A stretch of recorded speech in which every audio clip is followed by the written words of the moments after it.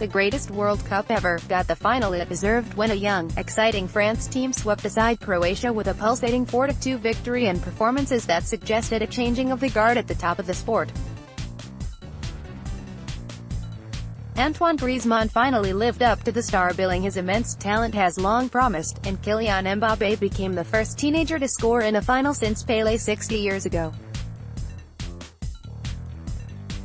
Pogba scored a scorcher and the showpiece was the highest-scoring 90-minute final since 1958. Croatia, a nation of just 4 million people, more than played their part, but playing the French had been a match too far after they battled through 3 extra-time matches in a row, the equivalent of 4 games in 11 days. Host Russia had used the extravaganza to detoxify its global brand and enhance its reputation by breaking down a number of negative stereotypes, and showcasing itself as a nation that can host huge events and welcome tens of thousands of visitors. Football, too, can now use this World Cup to focus on the positive and on the future as the sport's governing body FIFA seeks to put behind it the 2015 corruption scandals which scarred the organization's reputation. Portugal's Cristiano Ronaldo, Argentina's Lionel Messi and Brazil's Neymar all left the party early, but the youthful France team, and others, showed enough in Russia to suggest there are characters who can step into those giants' shoes. Gareth Southgate's young England team also suggested a brighter future. The country had been seeking to reach the final for the first time since their home triumph in 1966, but fell to the Croatians in the semi-finals.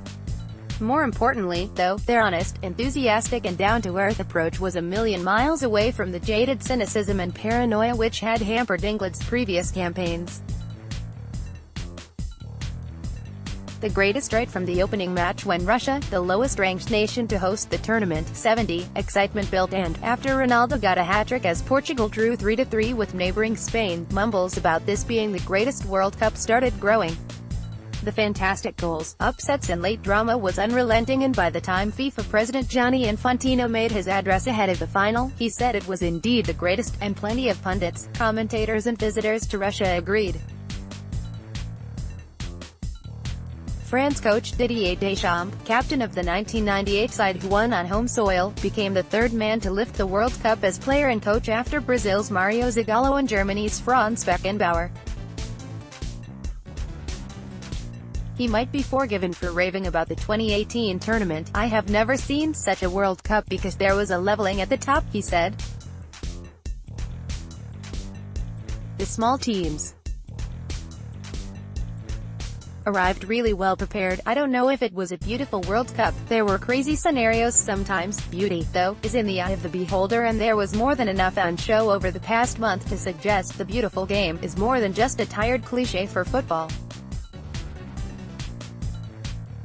Certainly, there will be challenges ahead with the next World Cup being held in hot Qatar with the timing switched so the tournament runs over November and December 2022, but the emergence of new, exciting talent, the challenging of the old guard. Champions Germany finished bottom in the group stage, a new technology in the form of VAR, video assistant referee technology wiping out almost all cheating, points to a bright future for the tournament and the sport. Copyright Thomson Reuters 2018.